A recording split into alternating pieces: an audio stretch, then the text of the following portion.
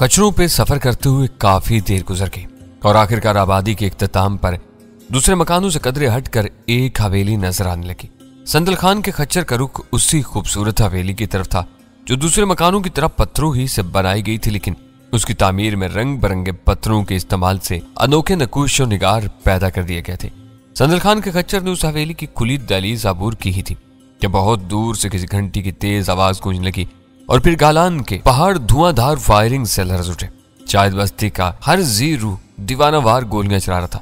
उस नागहानी शोर से तमाम खच्चर बिधक गए, बेशतर हवेली के अंदर दौड़ते चले गए।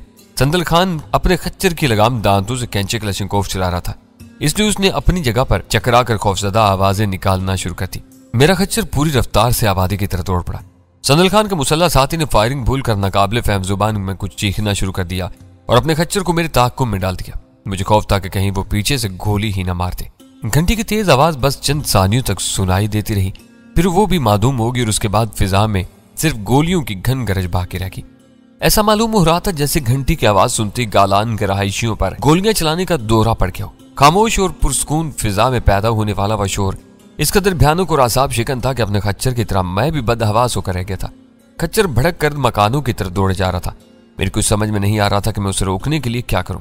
बस गैर इरादी तौर पर मैंने खच्चर के दोनों पहलुओं पर मौजूद रकाबों पर अपने पैरों का दबाव इस हद तक बढ़ा दिया था कि मैं खच्चर की पुश्त पर कसी हुई जीन से फिजा में तकरीबन मुअल्लिक होकर रह गया था और रकाबों पर तकरीबन खड़ा हो चुका था। फिर वही हुआ जिसका मुझे डर था। मेरे ताक़ुब में आने वाले ने मेरे खच्चर के रफ्तार में कोई कमी न आते देखकर यके बाद दीगरे 2 गोलियां चला दी। गनीमत यह था कि वो दोनों हवाई फायर थे और बिल्कुल बेअसर साबित हुए। इसी असना में गालान वालों को शायद अपनी दीवानगी का एहसास हो चुका था कि वो घंटी की पुरस्रार आवाज मादूम हो जाने के बाद भी अपना असलहा साया किए जा रहे थे। फायरों की तादाद कम होते हुए चंद सानियों में सिफर रह गई और वहां फिर वही सोगवार सी बेकरार खामोशी झांकी जो फायरिंग से पहले मौजूद थी। अचानक मुझे होश आया और मैंने अपने भड़के हुए खच्चर की लगामें खींच ली। खच्चर अपने हल्का और नतनों से अजीबोगरीब आवाजें निकालता हुआ तेजी से रुकता चला गया। फिर मेरे पीछे आने वाला चिंगारी भी अपने खच्चर को दुड़ाता हुआ मेरे बराबर में आ गया और उसने एक पहलू से मेरे खच्चर की लगामें हाथ डालते हुए अपने खच्चर की पीठ छोड़ दी। उससे और वहशत से उस चिंगारी का चेहरा बिगड़ा हुआ था। मेरे खच्चर की थूथनी पर 2 जोरदार थप्पड़ लगाने के बाद वो तेज लबो लहजे में मुझसे कुछ कहने लगा, लेकिन वो बोली मेरी अकल से बाहर थी। मैंने पलट कर देखा तो मुझे अंदाजा हुआ कि हम लोग खच्चर के भड़कने की वजह से सरदार पाइंदा गुल की हवेली से काफी दूर निकल आए थे। मेरे जहन पर तशवीश और उकताहट पहले से तारी थी। इस चिंगारी के तुंद तुरुश लहजे से मेरी भी रग भड़क गई और मैंने उसी के लहजे में उसे अंग्रेजी और उर्दू में मिली जुली गालियों से नवाजना शुरू कर दिया। वो मेरी गालियां समझता या ना समझता, इस फेल से मेरे दिल की भड़ास जरूर निकल रही थी। वो अपनी बकता रहा, मैं अपनी बोलता रहा। चंद ही मिनट में उसने अंदाजा लगा लिया कि वो मुझ पर बिला वजह अपनी जुबान दानी के जौहर सहाया कर रहा था। इस हकीकत का इदराक करते ही वो इशारों की जुबान पर उतरा। मैंने तेज नजरों से घूरते हुए 2-4 इख्तितामी गालियां दी, फिर खामोश होकर बेजारी के आलम में उसके इशारों का मफहूम समझने की कोशिश करने लगा। बुलंद आहंग मनाजरा बेसूद साबित हुआ था। मेरा ख्याल था कि जो कुछ मैंने उसे कहा था उसने भी मेरे लिए उससे ज्यादा साफ सुथरी जुबान इस्तेमाल नहीं की होगी। अगर हम एक दूसरे की जुबान का कुछ हिस्सा भी समझने पर कादिर होते तो एक ही लम्हे में एक दूसरे से गुत्थम गुत्ता होकर खून रेजी का आगाज कर चुके होते। दूसरे मरले में होने वाले खामोश मुज़ाकरात नतीजा खेज साबित हुए। वो वाज़ेह तौर पर मुझे अपने तमीजदार खच्चर की पेशकश कर रहा था। मैं एक ही लम्हे में उसकी पुश्त पर सवार हो गया और उसने मेरा सरकश खच्चर संभाल लिया। हम दोनों दोबारा हवेली की दहलीज पर पहुंचे तो वहां मैदान साफ था। हमारी वापसी का इंतजार किए बगैर वो लोग अंदर जा चुके थे।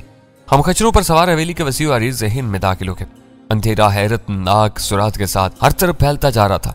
मैदानी इलाकों में रफ्ता रफ्ता बदलियां छाने का जो मंजर नजर आता रहता है वो पहाड़ों में बस जरा सी देर के लिए नजर आता है और हर गुजरते हुए लम्हे के साथ अंधेरा गहरा होता जाता है।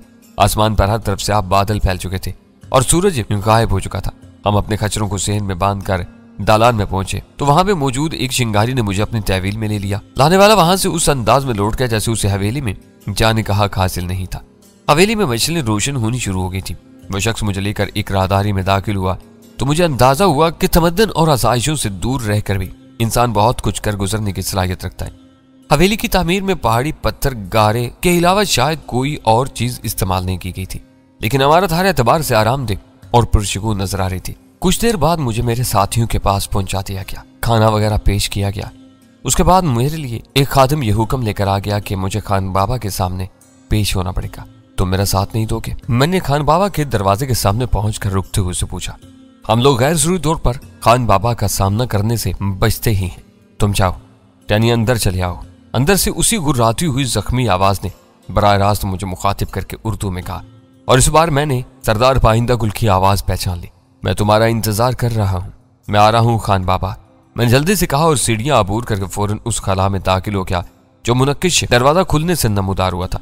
अंदर खासी गहरी तारीकी फैली हुई थी। मेरे अंदर दाखिल होती किसी ने मुनक्किश दरवाजा बंद कर दिया और मैं उलझन के आलम में अपनी जगह पर खड़ा रह गया। मुझे अपने सामने तारीकी के सिवा कुछ नजर नहीं आ रहा था, लेकिन मेरे नंगे पांव फर्श पर कालीन का पूरे साइज लम्स महसूस कर रहे थे। रुक क्यों गए, सीधे चले आओ, चंद सेकंड में तुम्हें भी इस तारीकी से लुत्फ आने लगेगा। सरदार पाइंदा गुल की करबालूद आवाज उभरी। अंधेरा बहुत सुकून परवर होता है, अपनी कोख में अनगिनत गुनाहों को छुपा लेता है। ये कैसा इत्तेफाक है कि तुम आए हो तो सूरज से बदलियों के पीछे चला गया है। सरदार पाइंदा गुल के अल्फाज से दोस्ती नहीं तो दुश्मनी भी नहीं झलक रही थी। उसकी हदायत पर मैंने आगे बढ़ना शुरू कर दिया। इसी वक्त बाहर होलनाक कड़ के साथ आसमानी बिजली के तड़ाके गूंजने लगे और हर तरफ तेज रोशनी ही रोशनी भर गई। कई लम्हों तक कायम रहने वाली उस तेज रोशनी में मैंने देखा कि उस बड़े कमरे की अकबी दीवार शीशे की थी। उससे बाहर मूसलाधार बारिश बरस रही थी और उसी शीशे से आसमानी रोशनी ने उस कमरे को मुनव्वर किया था। दाहिनी तरफ सरदार पाइंदा गुल एक काव तकिए के सहारे कालीन पर नीमदराज था। उसके सामने संदल खान दो जानू होकर बैठा हुआ था। उन दोनों के दरमियान में खुर्द नोश के कुछ लवाजिम भी नजर आ रहे थे। कालान की दुश्वार गुजार बुलंदियों पर वहां के सरदार पाइंदा गुल के उस कमरे में शीशे की वो दीवार किसी अजूबे से कम नहीं थी। फर्श से शायद 1-1.5 फुट तक पत्थर की दीवार थी। उसके बाद कच्ची छत तक शीशा ही शीशा था जिसके पर्दे सिमटे हुए थे। शीशे की उस दीवार की चौड़ाई किसी भी तरह 3 फुट से कम नहीं थी। जदीद इस्लाम में उसे फ्रेंच विंडो ही कहा जा सकता था, लेकिन फ्रेंच विंडो का वो जहाजी बल्कि जिन्नाती साइज मेरी नजरों से पहले कभी नहीं गुजरा था। बिजली की चमक मालूम होती वहां था अंधेरा छा गया और मैं गैर इरादी तौर पर अपनी जगह पर रुक गया। एक मोमी शम्मा रोशन कर दो, सरदार पाइंदा गुल ने शायद संदल खान को हदायत की। बिजली की चकाचौंध ने शायद डैनी को परेशान कर दिया। पिछली दीवार के पर्दे भी बराबर कर दो ताकि हम यकसोई के साथ कुछ आम बातें कर सकें। मैं अब ज्यादा सब्र नहीं कर सकता। शमादान उन दोनों के करीब मौजूद था। मोटी सी मोमबत्ती की लरसती हुई सर्द लो ने फौरन ही उन दोनों के भयानक साए बनाने शुरू कर दिए। संदल खान शीशे की दीवार पर पर्दे खींचने के लिए चला गया और मैं तेजी से सरदार पाइंदा गुल के रूबरू जा पहुंचा। हम लोग जिस हालत में गालान की सतह मुर्तफा तक पहुंचाए गए थे उसकी बिना पर मुझे पूरा यकीन था कि सरदार पाइंदा गुल मुझसे हाथ नहीं मिलाएगा, लेकिन मैं उसके सामने पहुंचते ही अदब एहतराम के साथ झुका और अपने दोनों हाथ मुसाफे के लिए उसकी तरफ बढ़ा दिए। पाइंदा गुल ने अपनी बड़ी बड़ी और सुर्ख बबूका आंखें उठाकर मेरी तरफ देखा, फिर दाहिना हाथ अपनी बेतरतीब ताड़ी पर फेरते हुए बोला, हाथ वापस ले लो। अभी तक मेरे और तुम्हारे मरासम का तायुन नहीं हो सका है। तुम अजनबी तो नहीं रहे हो, लेकिन मेरे दोस्त भी नहीं हो। जिस दिन तुमने मुझसे दोस्ती का सबूत फराहम कर दिया मैं खुद ही तुमसे हाथ मिला लूंगा, बल्कि तुम्हें अपने सीने से लगा लूंगा। आराम से बैठ जाओ। मैंने सर झुकाकर उसके हुक्म की तामील की। बैठते हुए मेरी नजर उस ट्रे पर पड़ी जिसमें सफेद रूसी शराब की बोतल और 2 गिलासों के साथ खुश्क मेवे रखे हुए थे। इसका मतलब था कि सरदार पाइंदा गुल की जाहिदाना वज़ाकता एक बहरूफ से ज्यादा हैसियत नहीं रखती थी। बारिश और पुरनूर नजर आने के बावजूद वो मैं नोशी जैसी कभी आदत में मुब्तला था जो शरन हराम थी। शायद वो आदत या रवायात के तहत नुमाइशी मुलायत की नकाब ओढ़ने पर मजबूर था, वरना उसकी रोजी का इन्हिसार हेरोइन की आमदनी पर था और उसका शौक रूसी वाडका की सूरत में मेरे सामने मौजूद था। सरदार पाइंदा गुल का वो खुसूसी कमरा इस वसी अरीज हवेली के आखिरी सिरे पर वाक़ था, इसलिए बाहर होने वाली तेज बरसात का शोर वहां वाज़े तौर पर सुनाई दे रहा था। पाइंदा गुल जब भी चाहता शीशे की दीवार पर से पर्दे हटाकर वहीं बैठे बैठे बाहर के मनाजर से लुत्फानंदोज हो सकता था। संदल खान पर्दे खींचने के बाद वापस लौटा तो उसके और सरदार के दरमियान मकामी बोली में मुख्तसर सा मुकालमा हुआ और फिर संदल खान नकासी के रास्ते की तरफ बढ़ता चला गया। तखलिया होते ही सरदार पाइंदा गुल ने मेरी आंखों में आंखें डाल दी। हम कई सालियों तक खामोशी से एक दूसरे की आंखों में झांकते रहे। मैं उसके चेहरे के तासुरात से उसके दिल की बात समझने से कासिर था, इसलिए उसकी चुपती हुई निगाहों से बेचैनी महसूस करने लगा। आखिरकार पाइंदा गुल बोल ही पड़ा, वो हरामजादी चौपालों में अपनी बेहयाई का किस्सा सुनाती फिर रही है, इसलिए मैंने तुमको पकड़वा कर यहाँ बुलाया है। उसकी आवाज नीची मगर शररबार थी। लेकिन इस मामले में मेरा क्या कसूर है खान बाबा? मैंने बेबसी से एहतजाज किया। मैंने तुम्हें हर बात साफ साफ बता दी थी। अब वो बेशर्मी पर उतर आई है तो मैं क्या कर सकता हूँ? हो सकता है कि उसने पस्तौल के नोक पर तुम्हें अपनी ख्वाहिश का गुलाम बनाया हो, मगर यह हकीकत है कि इस बेशर्मी में तुम बराबर के शरीक थे।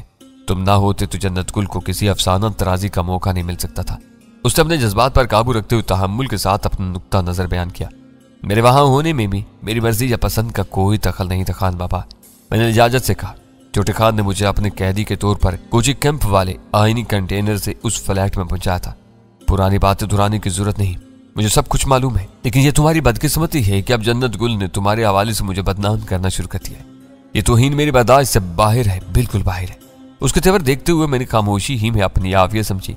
उसने बोतल से सफेद शराब एक गिलास में ढेली और एक बड़ा घूंट लेने के बाद दोबारा बोला, तुम्हें मालूम है कि मैं जन्नत गुल के खून का प्यासा हो रहा हूँ। मुझ पर अब्दुल रहीम खान के कत्ल का इंतकाम फर्ज हो चुका है, लेकिन वो बेहया लड़की अभी तक मेरी दस्तरस से बाहर है।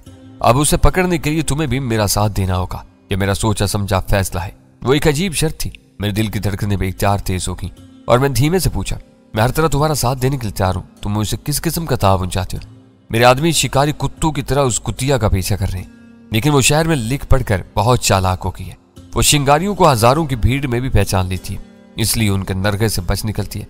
अब मैंने सोचा कि तुम जाकर उसे घेरोगे और पकड़कर मेरे आदमियों की मदद से यहाँ लाओगे। अगर मुझे उसका सुराग मिल जाए तो मैं यकीनन इस मंसूबे पर अमल कर गुजरूंगा। लेकिन इसमें मेरे 3 साथियों का क्या किरदार है जो इन्हें इस तवील और तकलीफ दे सफर की सोबतों से दो चार किया गया? सरदार पाइंदा गुल के पतले पतले होंठों पर इस्तेज़ाहिया सा खिंचाव आ गया और वो शातराना लहजे में बोला, तुम जन्नत गुल को तलाश करोगे और वो तीनों जमानत के तौर पर शिंगार वैली में रहेंगे। तुम जन्नत गुल को ले आए तो तुम चारों को इनाम और इकराम के बाद यहाँ से रवाना कर दिया जाएगा। तुमने रिपोर्ट होने की कोशिश की तो इन तीनों की हलाकत यकीनी होगी। इसके बगैर यह मंसूबा कामयाब हो ही नहीं सकता था। उसकी शैतानी खोपड़ी ने बहुत दूर की बात सोची थी। उसका मंसूबा बेदाग और काबिल अमल था। उसके जवाब में मेरे पास कहने के लिए कुछ भी नहीं था। फिर भी मैंने बात बढ़ाने की नीयत से कहा, तो यूं कहो कि तुम उन तीनों को यरगमाल बनाना चाहते हो। इस काम के लिए तुम मुझे कितनी मोहलत दोगे? ये कोई बड़ा काम नहीं है जिसके लिए मुद्दत मुकर्रर करनी पड़े। मोमी शम्मा की घटती और बढ़ती हुई सर्द रोशनी में सरदार पाइंदा गुल का चेहरा इस वक्त बहुत डरावना नजर आ रहा था। वो बेपरवायाना अंदाज में कह रहा था, मेरे आदमी शब रोज तुम्हारी कारकर्दगी पर नजर रखेंगे। तुम दिलो जान से जन्नत गुल की खोज में लगे रहोगे। तुम्हारी मोहलत बरकरार रहेगी। जिस दिन तुमने गफलत बरती या किसी साजिश का सहारा लेना शुरू किया, सब कुछ खत्म कर दिया जाएगा। मैं अपने फैसलों पर अमल करवाने की पूरी ताकत रखता हूँ। छोटे खान के खून का इंतकाम पूरा होने तक मैंने रजाकार तौर पर अपने लोगों को हुक्म देना बंद कर दिया है, लेकिन इनकी रूहें भी मेरी गुलाम है। वो मेरी पुरानी हदायतों पर अमल करके ये सारा निजाम चला रहे हैं। अगर तुमने जन्नत गुल को यहाँ लाने में कोताही बरती तो कान खोल कर सुन लो कि फिर मैं तुम्हारे साथियों पर छोटे खान के कत्ल का इल्जाम आयद कर दूंगा और इन पहाड़ों में बसने वाले आनन फानन में इन तीनों को खाक और खून में नहला देंगे। मुझे हैरत है कि जन्नत गुल जैसी सुबह अंदाम खूबसूरत और कम सिन लड़की ने तुम जैसे पुरजलाल सरदार के मुकाबले पर आने की जसारत की है। उसे तो पाइंदा गुल के गुराट की वजह से मेरी बात अधूरी रखी। बस मेरे सामने उस फाहिशा के सीधे पढ़ने की जरूरत नहीं। मैं उसे अच्छी तरह जानता हूँ। वो मुकाबले पे आई है तो किसी हकीर चिऊंटी की तरह मसल भी दी जाएगी। वो इसी सलूक की मुस्तहिक है। मैंने सर हिलाते हुए उसकी तायद की। मैं उसकी दरीदा दहानी पर हैरान रह गया था। वह बहुत बड़ी बड़ी और कड़वी कसीली बातें करती है। तो क्या उसने तुमसे कुछ और बातें भी की थी? पाइंदा गुल ने भड़क कर पूछा। ऐसी वैसी? मैंने अपने कानों को छूते हुए कहा, मैं उन बातों को दोहरा भी नहीं सकता। बताओ, मुझे खुलकर बताओ कि उसने क्या कहा था। पाइंदा गुल मुश्तिल होकर बोला। मैं कमाल होशियारी से उसके दिल में तजस्सुस की वो जो जगाने में कामयाब हो गया था जो मेरे हक में सूदमंद साबित हो सकती थी। वो अपनी गूंगी मां पर बहुतान रख रही थी। वो बातें सुनकर तुम्हें तकलीफ होगी, हालांकि तुमने भी मुझे कुछ बताया था। अच्छा? पाइंदा गुल ने एक खौफनाक हुनकारा भरा फिर जहरीली आवाज में बोला, तो अब वो इतनी गुस्ताख हो गई है। उसने तो तुम्हें क्या बताया होगा? असल बात मुझसे सुनो कि जन्नत गुल सहकम खान की औलाद नहीं है। सहकम खान कौन है? मैंने मासूमाना हैर से पूछा। जन्नत ने उसका नाम नहीं लिया था। तुम दूसरी बार उसका जिक्र कर रहे हो। सहकम खान उस गूंगी का कसम है जिसकी कोख में जन्नत गुल कंधे कीड़े की तरह परवान चढ़ती रही। पाइंदा गुल का गुस्सा अपने अरूज पर पहुंचा हुआ था। सहकम खान मेरा पुराना दोस्त था। वो देखने दिखाने के काबिल बहुत खूबसूरत और खूबरूह तनोमंद नौजवान था। उसकी मर्दानगी को काबिल की हर वो औरत सलाम करती थी जो उसकी खलवत आशना थी। लेकिन बदकिस्मती ये हुई कि सहकम खान अपनी भरपूर मर्दानगी के बावजूद इस जौहर से महरूम था जो नस्ल को आगे बढ़ाता है। उसके जाहिल रिश्तेदारों में मर्दानगी की एक ही पड़ताल थी कि मर्द शादी के पहले ही दिन साहिब उलाद हो जाए। जब वो कई बरस बाद भी बाप न बन सका तो उसके बारे में चर्चे शुरू हो गए। पहले रिश्तेदारों और दोस्तों ने हंसी मजाक में उसे ताने देने शुरू किए। फिर बात औरतों में पहुंच गई और जवान लड़कियों ने उससे पर्दा करना शुरू कर दिया तो उसकी अदा लहू लुहानों की। वो उन सब के चीथड़े उड़ा सकता था, लेकिन उसने एक अनोखी तदबीर सोची और उसकी वही तदबीर आज मेरे लिए सुहाने रूप बनकर रह गई है। वो खामोश होकर शराब के गिलास की तरफ मुतवज्जा हो गया। जन्नत गुल ने मुझे जो कुछ बताया वो बहुत मुख्तसर था, लेकिन पाइंदा गुल की वो कहानी दिलचस्प होने के साथ ही सनसनीखेज भी थी। मैं उसकी कहानी के अगले हिस्से के बारे में क्या सराहियां करते हुए उसके दोबारा बोलने का मुंतजिर रहा। इस मरहले पर मैं उससे कोई छेड़छाड़ नहीं करनी चाहता था। मुझे अंदेशा था कि कहीं वो बिदक कर उस मौजू को वही खत्म न करती। वो गिलास से शराब के छोटे छोटे घूंट लेता रहा। उसकी सुर्ख आंखें गुजरे हुए दिनों के तस्वुर में कालीन के किसी बेनाम नुक्ते पर मरकूज थीं। आखिरकार उसने अपनी पुरख्याल नजरें मेरी तरफ उठाई और निस्बतन पुरस्कून आवाज में बोला, जानते हो कि ज़ैकम खान ने अपनी मुश्किल हल करने के लिए क्या तदबीर सोची थी? मैं क्या कह सकता हूँ खान बाबा, इस बारे में जन्नत गुल ने मुझे कुछ नहीं बताया था। मैंने बेचारगी से कहा। उसने बहुत संजीदगी से तजवीज पेश की। मैंने सख्ती से इनकार किया तो उसने मेरे पैर थाम लिए और मैं मान गया। वो बताने लगा, उसने काफी अफीम खिलाकर अपनी बीवी को सुला दिया, मगर मैं नीम मुर्तार शिकार पर हाथ डालने वालों में से नहीं था। मैं बेचैनी के आलम में करवटें बदलता रहा। रात में किसी वक्त उसका खुमार जरा हल्का हुआ, लेकिन वो शायद इस वक्त भी अफीम के नशे में थी। वो तमीज नहीं कर सकी कि उसके करीब कौन था। मैंने उसे मायूस नहीं किया। सुबह उसकी खौफजदा चीखों से मेरी आंख खुली तो मुझे अंदाजा हुआ कि उसके लिए मेरी मौजूदगी नाकाबिले यकीन थी। ज़ैकम खान ने दरमियान में आकर उसे खामोश करना चाहा तो वो पूरी बात समझ गई। उसने बिफर कर कहा कि वो चीख चीख कर हर एक को बताएगी कि ज़ैकम खान ने अपने रिश्तेदारों का मुंह बंद करने के लिए अपने मुंह पर किस तरह सड़े हुए बबूल की राख मली थी। उसने खुलकर कहा कि अगर असली औलाद उसके मुकद्दर में नहीं थी तब भी वो अपने शौहर से खुश और तकदीर पर शाकिर थी। उसे नकली औलाद की कोई जरूरत नहीं थी। बात बढ़ी तो ज़ैकम खान ने तैश में आकर उसे जमीन पर गिराया और उसकी जुबान काट दी ताकि वो किसी को भी कुछ न बता सके। मैं इसी वक्त वहां से लौटा। ओह, अब मैं समझा कि गूंगी मां से उसकी क्या मुराद थी। उसके खामोश होने पर मैंने तहय्युर अमेज सादगी से कहा, शायद जन्नत गुल को इस मामले में अपनी मां की बेबसी का इल्म नहीं है। वह बनती है, उसे सब मालूम है। पाइंदा गुल ने हकार से कहा, जो कुछ हुआ वो गलत फहमी के बिना पर हुआ। मैं समझा कि उसकी मुज़ाहमत खत्म हो चुकी है। वो जरा भी मुज़ाहमत करती तो मैं सर झुकाकर वहां से लौट जाता, लेकिन उस रात वह अनहोनी होने वाली थी, सो वो होकर रही। मुकद्दर की दूसरी खराबी यही हुई कि गूंगी की गोद में लड़की आई तो उसके खदोखाल में मेरी शबाह थी, और वहीं से ज़ैकम खान रुसवाइयों की भयानक दलदल में धंसता चला गया। उसने अपनी बेटी का नाम जन्नत खानम रखा था, लेकिन लोग उसे जन्नत गुल कहते थे क्योंकि वो उसे मेरी औलाद समझते थे, और मेरा नाम पाइंदा गुल था। खानदान की रुसवाई की वजह से बात ज्यादा नहीं उछाली गई, लेकिन ये किस्सा सीना बसीना फैलता रहा।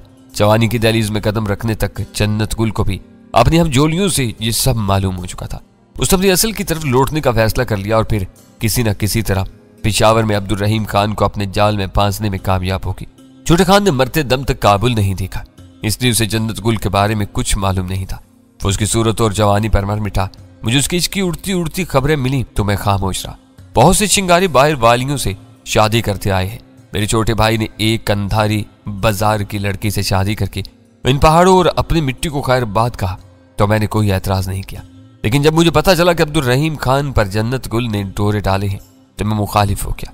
मैं छोटे खान को असलियत नहीं बता सका। वो बेचारा आखिर वक्त तक यही समझता रहा कि उसका मामू सालिम और खुदकर से अपने भाई को कंधार वालों की बरादरी में देखकर भी खामोश रहा, लेकिन भांजे को नस्ब बरकरार रखने के लिए पसंद की शादी से रोक रहा है। खराबी यह थी कि मैं जन्नत गुल के गंदे खून को अपने खानदान में ला ही नहीं सकता था। वो हर वक्त मेरे सामने रहती तो गुनाह का एहसास मुझे जिंदा दरगोर कर देता, और फिर मेल जोल होने से हर चिंगारी को मालूम हो जाता कि उसके सरदार ने अपनी जवानी में कैसे घनौने गुनाह का इर्तिकाब किया था। इस जुर्म पर मैं खुद अपनी जुबान से 12 चिंगारी औरतों और मर्दों को पहाड़ से घाटियों में धकेल कर कत्ल करने के फरमान जारी कर चुका हूँ। कहानी के इख्तिताम पर उसका लहजा गैर इरादी तौर पर नर्म और धीमा हो गया। शायद उसके गैज़ो गज़ब पर एहसास जुर्म हावी हो चला था। मैंने उसके मिजाज में रूनुमा होने वाली तब्दीली से फायदा उठाते हुए कहा, लेकिन बतेरे चिंगारी बाहर की दुनिया में तुम्हारे लिए काम करते हैं, वो इस मामले से इतने बेखबर नहीं हो सकते।